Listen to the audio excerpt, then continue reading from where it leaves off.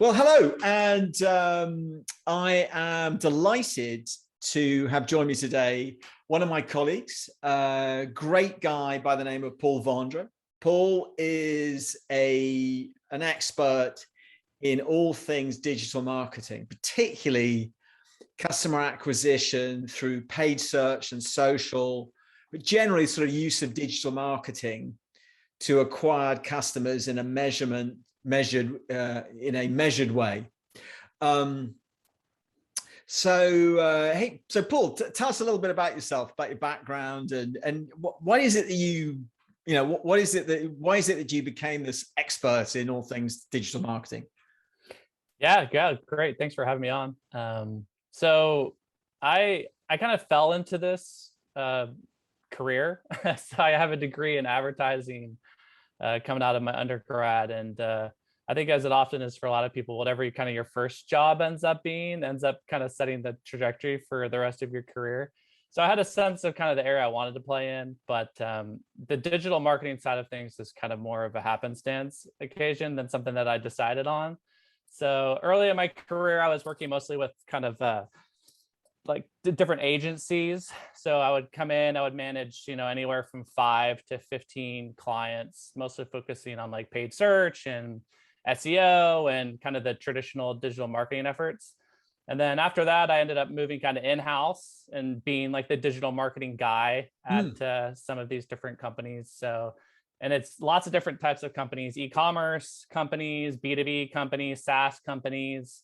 I've tended to move around a little bit. I like building things. I like challenges. So I tend to get more interested in kind of the building stage of companies as opposed to the maintenance stage. So I've been working in-house for a while, eventually kind of moved up, was running marketing departments for some kind of startup type companies. And then not too long ago, I moved kind of full-time as a contractor doing, consulting work for companies that needed help with their marketing. So that's where I'm focused now. I really appreciate that tangible aspect of it. You have a certain amount of budget that you want to spend. You have customers that you need to acquire, and you can track the whole process to be able to see if it's working or not. And there's something really satisfying about having like something that you can show tangibly for the work that you're doing. So I really enjoy that side of kind of marketing and building leads. And you're really good at it. So break it down. So break it down for us. So take us through the steps in the process that you go through for a client. Yeah, so I think the first thing is just, figuring out who your target audience is always really important. And then you have to figure out so there's a few things. So first is like figuring out who you're trying to get to, who your target audience is, and then making sure that you have all the tracking in place in order to ensure that the work that you're doing is going to be able to be monitored and, and verified. And then from there, I think it becomes a challenge of just figuring out the right channels to be able to get to that audience and the right message in order to get to them. And so I think from what I'm trying to do, I'm looking at the work that I'm doing from a full funnel perspective. And so generally when I start with a client, when they're coming to me, they're looking for business, they're looking for more revenue, they're looking for more leads. And so typically where I'll start is I'll say, okay, what is like the very bottom of the funnel? How can we get in front of people that are looking for what you have to offer to them? And they have a need that they're trying to fill immediately, right? So those are people that are prepped, they have money, they want to go spend it with somebody, they just don't know who yet. And so that's where I'm trying to get advertisers and trying to get my clients to come on and fill those channels. And those are channels like Google Ads or Capterra, Software Advice. Those are the places that people go in order to identify potential vendors that they want to work with. And then from there, you can kind of move up funnel. So you have different opportunities to serve people. Hey, maybe they don't have a need at the moment, but they may be in the next 6 months or the next 12 months, but we know that they're in the target audience. And so really what I'm trying to do is I'm trying to match audience with channel and then filling the right message in order to get to that audience, and then tracking everything along the way and then testing different things to see if it's working. And then ultimately it's just a math problem that you have to solve, because All right. You have a certain amount of budget. You have a certain amount that a customer is worth to you, right? and you can afford to pay a certain amount in order to acquire leads, and those leads are going to convert to opportunities and to wins at a certain ratio. Right. And ultimately, you just have to make the math work for you. And then once you can, you just invest more against it, and you know that you have a consistent engine that's going to be driving you leads and driving you business on an ongoing basis. And so that's really what I'm trying to do, is I'm trying to help companies build engines that can acquire leads consistently, that are just always running all the time, filling up the sales funnel with different leads. So, Paul, what I've put up here is a slide that you created in some work that we were doing together for several clients that we're working together on. And I think it's a really good, simple way of explaining to a client how you're going to put together a program for them. But sort of go through it, sort of explain the way that you put together a channel mix for a B2B client. Yeah. So the way that I think of this is, for every company, there's some sort of marketable audience, right? And some companies have really large marketable audiences. They sell something that a lot of people need. And some people have marketable audiences that are really small, right? So they maybe there's only a couple thousand people that are potential customers, but those customers are really valuable to them, right? So ultimately, though, there's a certain marketable audience that we're all trying to go after as marketers and as businesses. And I think what we want to do is we want to be able to service that marketable audience throughout the different stages of needs that they have for different solutions. So for example, and this is the common metaphor, this is the funnel, right? Yes. And so at the top of the funnel is essentially people that are in your target audience, but they don't know anything about you, right? They don't know who you are. They don't know what your value prop is. They don't know anything about your services. And really what the goal is to get that 2,000 people, that 10,000 people, whatever your audience size is to get as many of them to know about you as possible and to have good feelings towards you, to have a sense for what value you're bringing. And so in those areas, this is where you can kind of use channels like Facebook and Instagram and LinkedIn that are more passive type advertising. You're getting in front of people. You're able to target, because of the different tools that these channels offer. You're able to target very specifically the types of people that you want to target.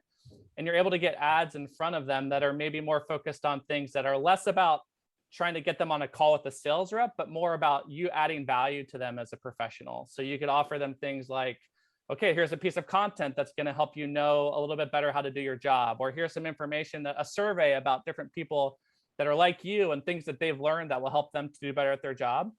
So really what you're trying to do here is you're trying to create positive sentiment and trying to incentivize them to give you their information, their lead information, so that you can market to them and create experiences with them down the funnel. So once you kind of have them, and then what we're also trying to do is nurture them down to the point where they become hand raisers, right? And so this is the point, and there's channels here like AdWords or Capterra, where you can get people that are a little bit more ready, that have a need that they're trying to fill right away.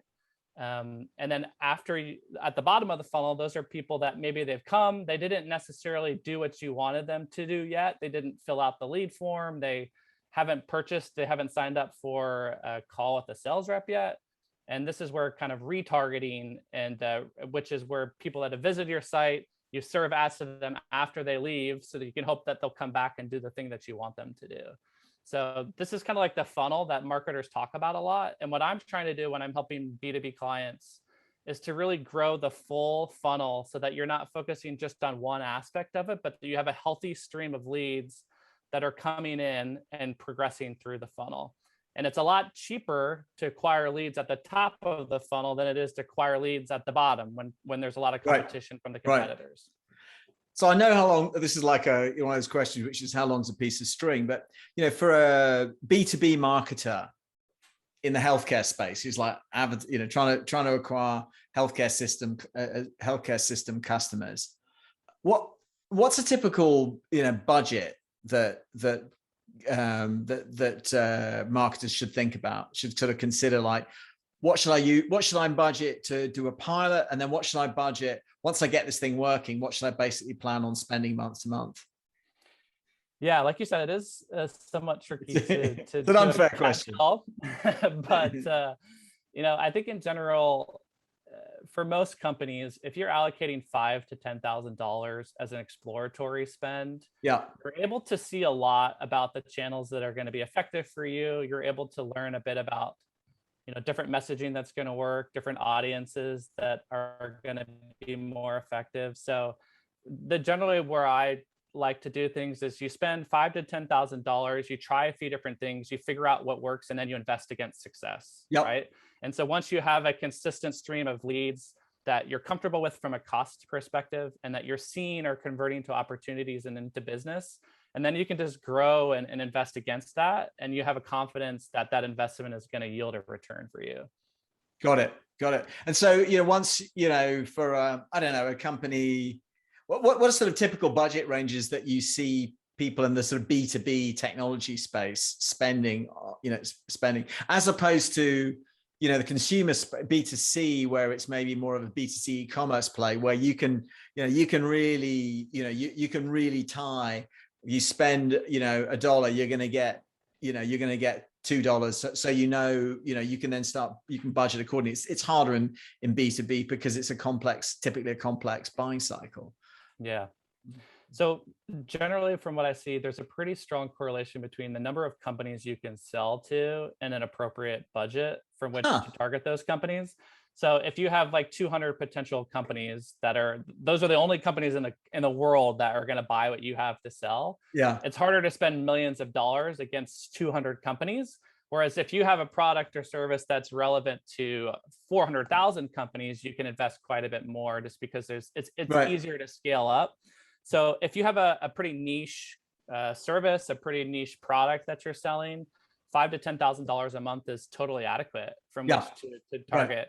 At which point you start seeing diminishing returns on your investment when you're spending beyond that. But if you have a product or service that's that works for hundreds of thousands of companies, you can very easily spend anywhere from $100,000 a month to $500,000 a month. There's almost infinite amount of money that you can spend, and it can still be profitable for you, right? Yep. And I think what I always recommend is not looking at it so much from, we want to spend X amount of money because we can. We want to spend as much money as we can, as long as it's meeting our constraints on efficiency, right? And the way most companies think of it is as long as you can give me this return on my investment, I will spend an infinite amount of money, right? Because as long as it's making money for me, I will continue to ramp it up, right?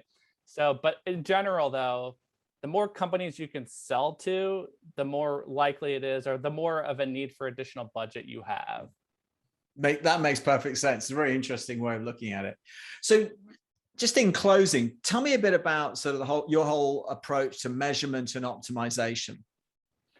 Yeah, so I think this is like I said at the beginning, this is crucial. Is one of the great advantages of digital marketing is the micro level of tracking that you can do. So what I'd like to do is essentially have kind of the default tracking portal, which most people is Google Analytics or some other kind of analytics portal that you would use. And you have all the kind of campaigns, channels that you're running that are feeding into tracking. So you can see at a high level everything from a Google Analytics perspective. But there's another great benefit that these channels like Google Ads or Facebook ads or LinkedIn ads have, is they've really innovated a lot on the algorithmic bidding side of things. And so what you do there is you need to tell LinkedIn when a conversion happens so that they can go out and find similar audiences that are going to be likely to convert, like the ones that you've already had come in, right? So this is where you really want to be using the channel specific tracking as well. LinkedIn has their own tracking code, Facebook has their own tracking code, and you're feeding these algorithms with data from which they can go out and bid on your behalf and find audiences that are within the parameters that you set. So they can go out and find more people. And this is really where the innovation has come in the last few years, is around this kind of AI driven algorithmic bidding. Yeah. And I'm a real strong proponent of it, of leveraging that data in order to grow. And then from there, like all you're doing is you're just looking at it on regular cadences. Don't look at it so often that you're starting to stress over an amount of data that isn't statistically significant. But you're looking at it on regular cadences. You're seeing which channels are working, which ads are working, which keywords are working. And then you're just pivoting and adjusting your budget based off of what you see is working. And you grow and you follow kind of the seasonality and trends, and you just kind of look at it on a regular basis. And I think that's the one of the big disservices that you can do from an acquisition perspective is just not leveraging all of the tracking and data that's available. And I'm a real Right. strong proponent of that. Yeah, I mean, I was actually thinking, like, if everybody's using it, how do you gain a competitive advantage? But I think the point you're making here is that not everybody's using it, not everybody's doing it properly, and so purely by the fact of just using the tools that are out there effectively, and you can actually gain a real competitive advantage. Well, Yeah. Paul, I want to thank you. This has been a really clear, insightful session with you, and I appreciate it. It's great working with you, and I always learn something from you whenever we talk. Yeah, it's great. Thanks for having me on.